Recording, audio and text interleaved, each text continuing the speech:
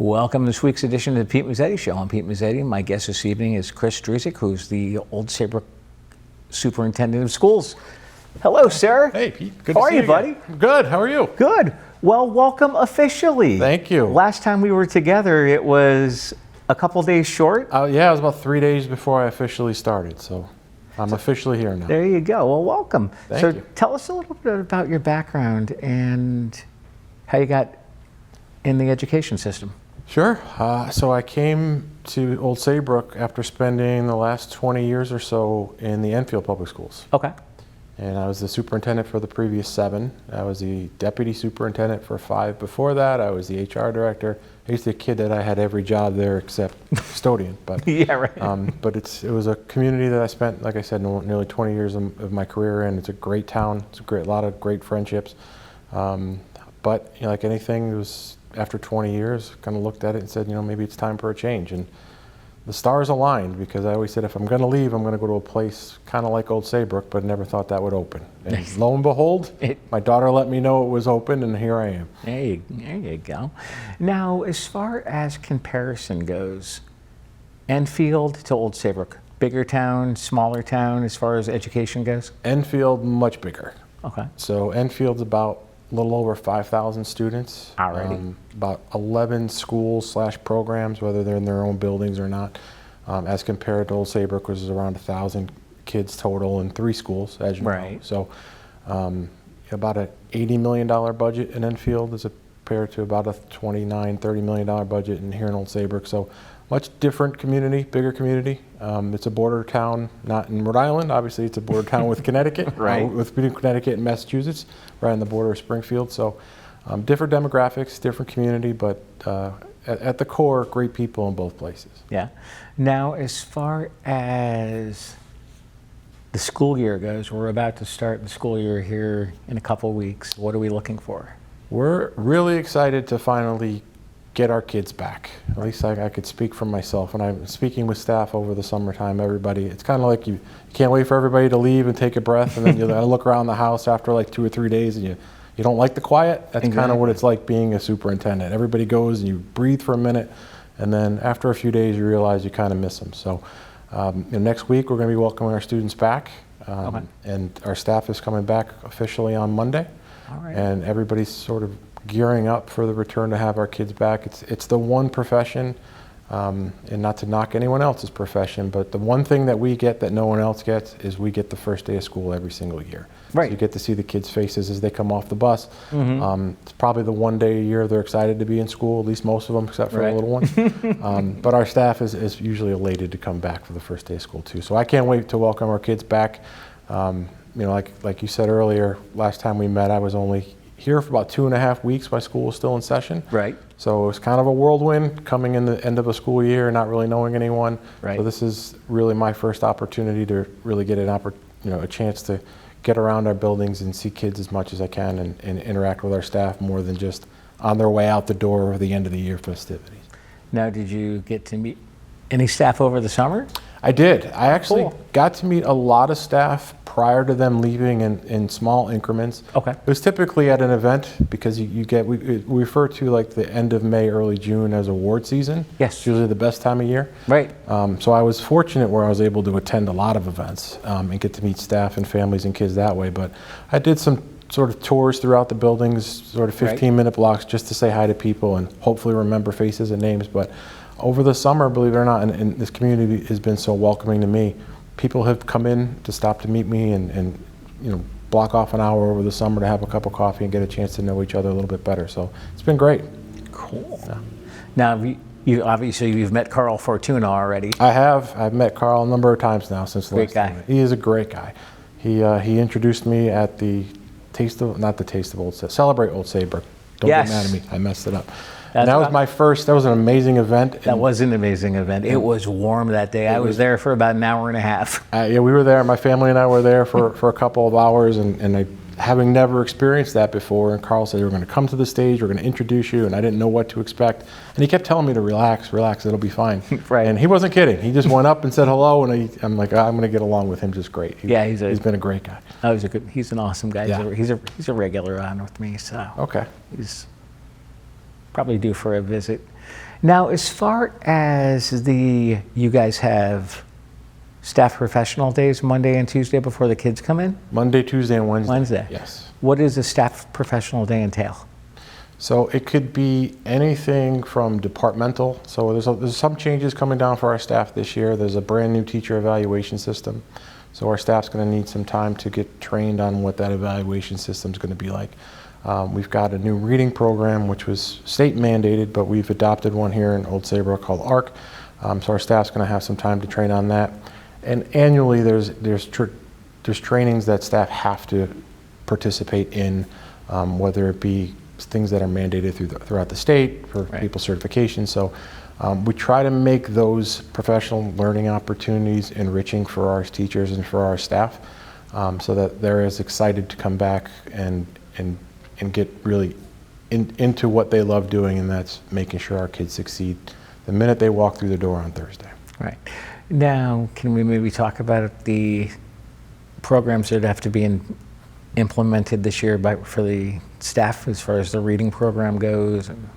Sure. So that it's going to start at the elementary level. We actually had a grade 3 team working. We piloted it last year. Okay. So it's going to be implemented for this current academic year. All right. But our grade 3 team at Goodwin spent a lot of time over the summer really getting trained and acclimated on embedding that throughout the academic day for this particular school year. So like I've told them, and if they're watching, it's new for everyone. Right. And a lot of times in our line of work, things will come down the pike either through sort of a state mandate or a federal mandate, and it can cause anxiety, especially for teachers who are used to succeeding in their own ways. So the message to the staff that are enduring this new venture this time is, it's going to be okay. Like we're going to learn how to do this together. We're going to make sure that we as central office staff and district leadership have been putting in supports throughout the summer so that our teachers feel like the resources and the supports are in place for them in the event they need them as they're trying to implement any of these new programs. Now, I'm sure once the school year starts, you'll be out there. I don't assume that you're one of those superintendents who sit behind their desk all day. You probably want to get out and hang out at the schools. It's a great assumption, Pete. No, that's the worst part of my job is when I'm stuck behind my desk.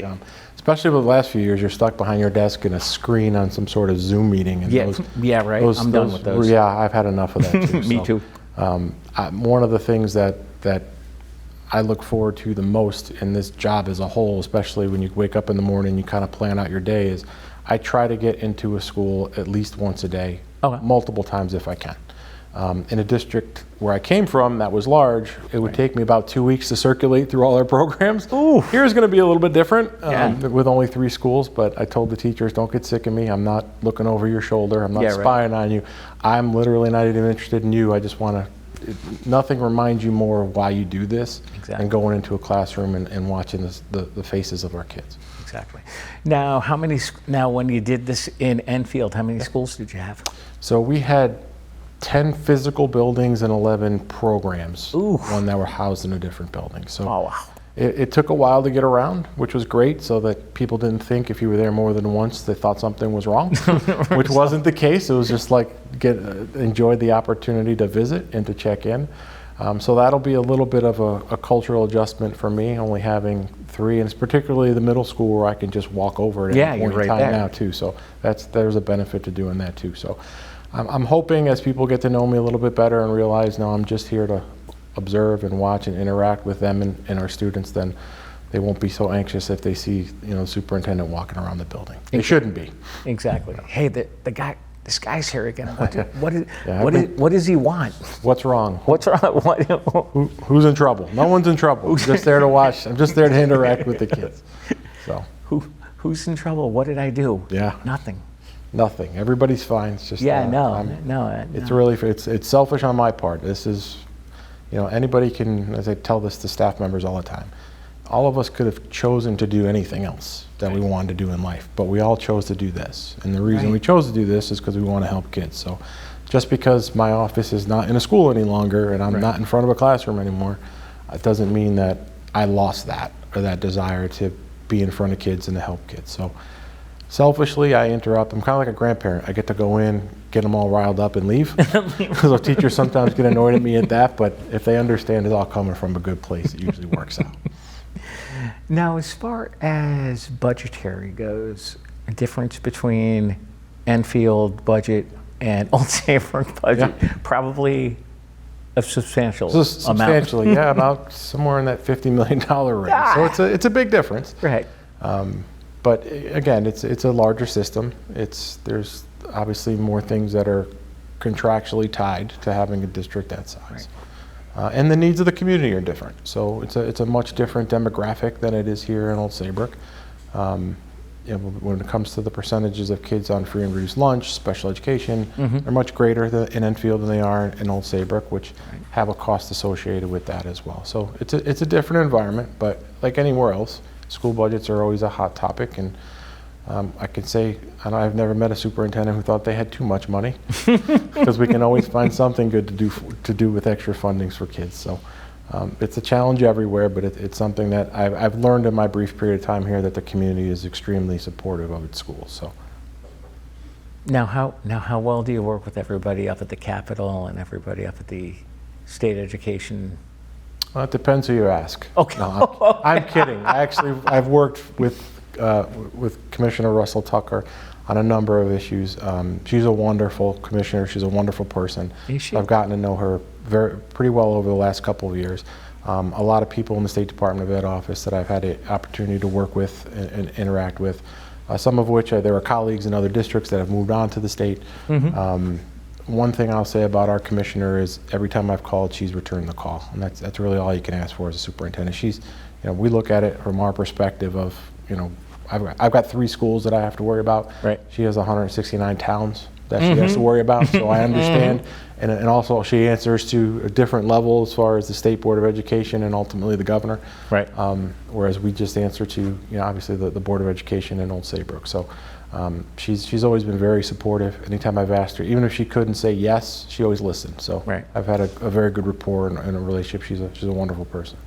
Would you mind sticking around for another segment? Sure. All right, we'll be right back. For decades, I've taught you everything I know. How to safely build a fire, and how to control the flames. But I can only teach wildfire prevention. Only you can prevent wildfires.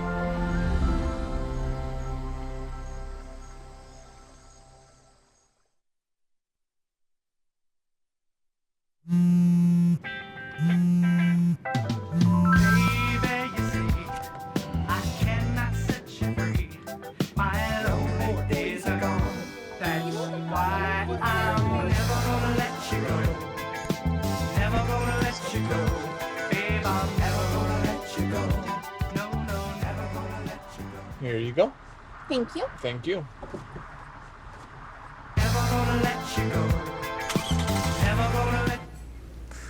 And welcome back to this week's edition of the Pete Mezzetti Show. I'm Pete Mezzetti, sitting here with Chris Struzik, who's the Old Saybrook Superintendent of Schools. Welcome back, sir. Thank you. Thank you.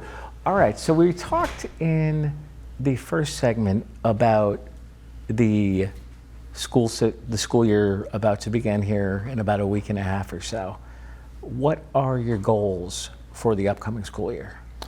So we are currently entering the 4th year of the district's strategic plan, which was adopted not only by the Board of Education, but obviously with the support of the community from stakeholders all around. So right now we're in the process of actually developing what our goals for this particular year are going to be based upon the accomplishments during year 3 of the strategic plan. Okay. And one of the things we have to learn in our line of work is sometimes our goals have to be a bit fluid because we're talking about kids. Right. And we're talking about human beings and maybe where our kids were and where they need to be could differentiate at times. Just take a look at over the last 5 years. Kids who came into kindergarten 5 years ago are a lot different than they are now. Right. Based on the world that we live in. So we have to be ready to adapt. We have to be ready to be a bit fluid. So we're actually spent a lot of time over the summer starting that conversation. We're going to start that conversation with our staff on Monday. because we want to make sure that it's not just me saying this is what we're going to do, but this is something that everyone who's has a stake in this, including the community, which has supported the district strategic plan, has a say in where we go from there. So what have our successes been, which there have been a lot, and what can we improve on, which in our line, there's always something to improve on. Right. But the important piece is remembering what's at our core, and at our core it should always be, what's in the best interest of our kids. Now, can we maybe explain a little bit about the strategic plan, exactly what it is and how it works? Sure. So it was a little over 5 years ago, so I wasn't part of that. Right. The district, along with the Board of Education, got together a stakeholder group from board members, administrators, parents, teachers, staff members, community members, to develop where the district wanted to go over the next 5-year period. And it's really centered around 3 pillars. Right. And the first pillar, obviously, being equity. Second pillar being high quality instruction, and the third pillar being a safe and supportive learning environment for kids. Right. So underneath those pillars are sort of the action steps and the theories of action behind each of those goals. So during the first 3 years, the district set apart what they were going to do under those 3 directions of the master plan. All right. And we were able to accomplish a lot of that initial feedback that we had sort of set out to do, obviously prior to my time. Right. When you need to do when you get into that 4th and 5th year is to reassess where are we, when we set out on this journey, because don't forget that the plan was developed 5 years ago. Yeah. Is this still relevant, which we believe it is? And more importantly, where do we want to go, not only for the next 2 years of the plan, but we really have to start thinking about what's the next 5-year plan going to look like. Right. So we're starting to have those conversations now. And I actually had the superintendent in North Branford on here recently, and he was raving about their culinary arts program in North Branford. So we do have a culinary arts program. Okay. Now I'm a bit spoiled because, as we said in the first segment, I came from a much larger district. Yes. That had the benefit of building a brand new high school. And in the high school, we were actually able to build a commercial kitchen for our culinary students to perform, to not just use as a class, but we also had nationally ranking culinary competitions that our kids appeal to. Really? So I was completely spoiled with this brand new kitchen that I walked into, and our chef, who was also our culinary teacher. A little bit of a smaller scale here in Old Saybrook, but what I've learned in the 3 weeks I was here when kids were here, there's a lot of pride in our culinary program here. We do a lot of great work in our family consumer science wing. So that's something that is near and dear, because I was able to see that from its infancy where I came from. But I came in at the tail end of the year when you almost have to shut some of that stuff down to get ready for finals, and I wasn't able to really experience everything. But I'm really looking forward to it this year. I was going to say the North Branford superintendent was also letting us know about the way that their food service and their cafeteria is run. It's a pretty impressive.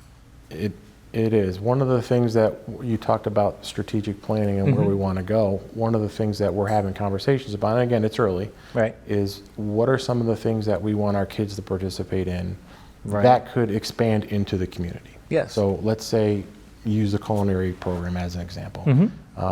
Some of the things I've experienced that I'm not quite sure if we're at the capacity now to do that, but having our kids running their own catering company. Okay. Let's say for staff members. So on Friday afternoons, kids will make prepared meals, staff members can buy it, and nowadays you just do it on, and I don't know how to use any of this stuff, Venmo and all that. Right. And actually have staff members buy meals for the weekends that our kids produced and send them home with. We've had any kind of district type events.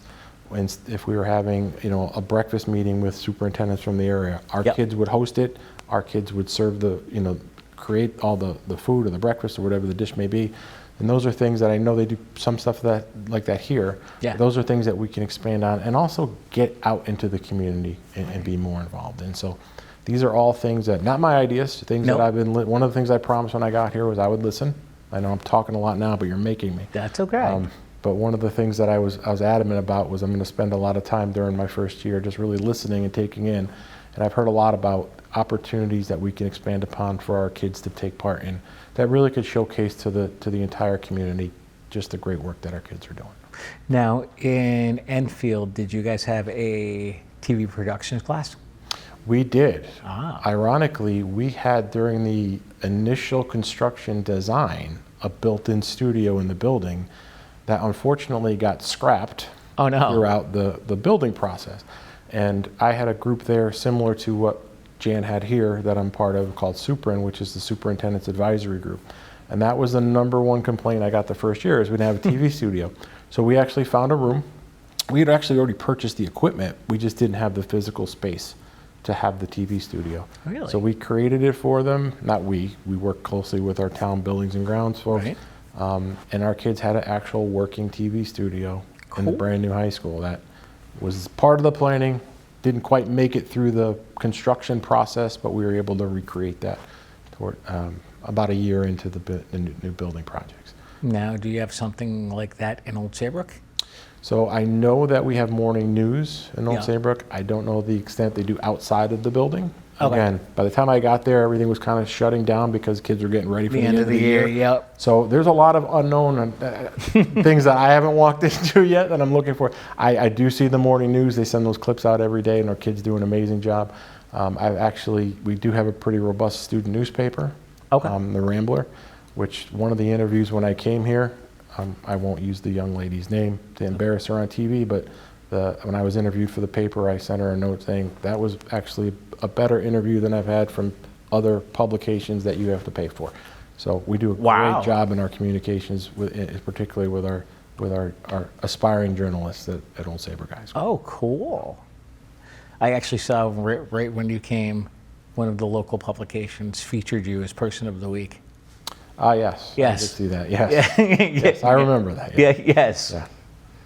So that was very nice of them. I It don't know who was. put my name in, but It was. And the funny thing about that is when they nominate you, they don't tell you who nominated you. no, I didn't even ask. I just said, did I do something wrong? No? Nope. All right. As long Nope. as they're not spotlighting me for the Yeah, wrong reasons. no, we're good. I know the publication very well. And they were, because somebody nominated me a couple years ago, and I'm like, who nominated me? They were like, it's confidential, we can't tell you. Yeah. Okay, that's fine. Yeah, they mentioned that, and I works for said, me. I don't want to know as long as they're not complaining, I'm good. Yeah, right? Yeah. So what else? We've got some more time left to talk about what's going on with the upcoming school year, what you guys want to see. Sure. So I think the most important thing that I'm looking forward to, and Yes. I'm only speaking for me now, is getting to see our kids from start to finish. One of the benefits of coming in at the end of the year is you don't really know anyone. You don't really know the beginning. You see the culmination of the kids' hard work. So starting at the end of May, I got to see, musical performances. I got to see awards nights. Didn't get a chance to see many athletic events. But I got to see the celebrations around it. And then ultimately it culminates with graduation. And it was Right. my first graduation ceremony here in Old Saybrook, which was fantastic. It's kind of bittersweet because you don't get an opportunity to know those kids and see where they started and see their journey.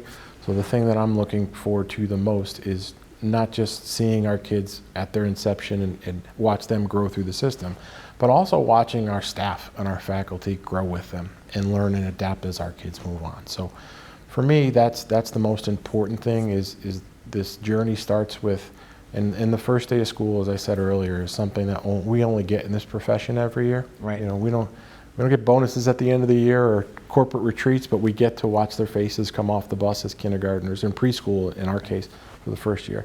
But watching those classes come through and seeing those kids ultimately culminate walking across that stage of graduation, that's the most fulfilling part of the job.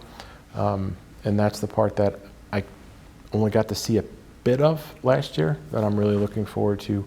But one of the more encouraging parts of that was hearing from staff members, particularly at graduation, Right. telling me about the accomplishments of some of our kids, but not having a chance to see it myself and looking forward to seeing the next round of class of kids come through and just see all the wonderful things that they're able to do. Now, as far as your legacy goes, what legacy did you leave in Enfield when you came down? It depends who you ask. Well, No, I'm just kidding. I hope, and I said this to some of my colleagues on the way out the door, was I never claimed to be perfect. I haven't met anyone who is. delete that in case my wife watches. But I only know how to do this one way, Right. and that is just keeping kids at the center of what I do. So I hope my legacy is that I made a difference for a bunch of kids' lives in Enfield. And when I came here, that's exactly what I told the old Saybrook Board of Education is I don't worry too much about legacy. I worry about, and I go, when you go to bed at night, there's only one person looking back at you in the mirror, and I got to answer the question, did I do everything I could to help kids? Right. And if I did, then I'm okay with that. Exactly. Now, as far as this being your first official graduation ceremony, right before you came, how was it? It was great. It was actually great. We got to surprise the outgoing class last year and brought a special guest. So Superintendent Peruccio came and spoke. We actually tagged it. It was like a buddy movie. We actually went up together. But it was important for her leaving in the middle of the year that she got an opportunity to say goodbye to those kids that she had seen all the way through the system, like I said earlier. So both of us they got dual speakers that evening from the superintendent's perspective. But it was great getting to not just see her and hear her, who I have a great deal of respect for, Yes. but getting to see how she reacted to seeing those kids again just reminds you why you do this. So like I said, the experience of my first Old Saybrook graduation was fantastic because you really got an opportunity to see the community rally around our kids and our families. But then I got to participate in the parade, Yes. which is unique to Old Saybrook. I've heard about the parade. So I got a bird's eye view of the parade. The police chief allowed me to drive with him in the front car of the parade, so I was able to drive around the beach loop and then stop right on the corner of Main Street. Yep. And as the kids came by, not knowing because we were in the front, how the kids were driving around town. Some were in the back of a pickup truck and lawn chairs. So Yep. there was a boat. There was a million different Really things that cool. kids were in. But seeing their expression and seeing the kids, the pride that they had and what they had accomplished and going through town. But the outpouring throughout the community was unlike anything I've seen. It's the closest I've ever been to. We used to participate in Wreaths Across America. I'm sure if you're familiar with that. Sure, oh yeah. Enfield was one community that was chosen every year. So we used to actually drive in the Walmart trucks throughout town and the whole town would come out. This was the closest thing, and it was a little bit different because people were outside and the weather's nicer. It's not December. Right. But once we got to Main Street and saw, the firehouses and the big fire trucks in the middle of the road, and just the amount of people that came out to celebrate the graduating class was something that'll stick with me for a long time. Cool. Chris Struzik, we're out of time. Oh, But thanks for some time. Thanks for We'll having me again. See you soon. All right, All right. absolutely. On behalf of Chris Struzik, I'm Pete Mezzetti. Thanks, good night, and we'll see you next week.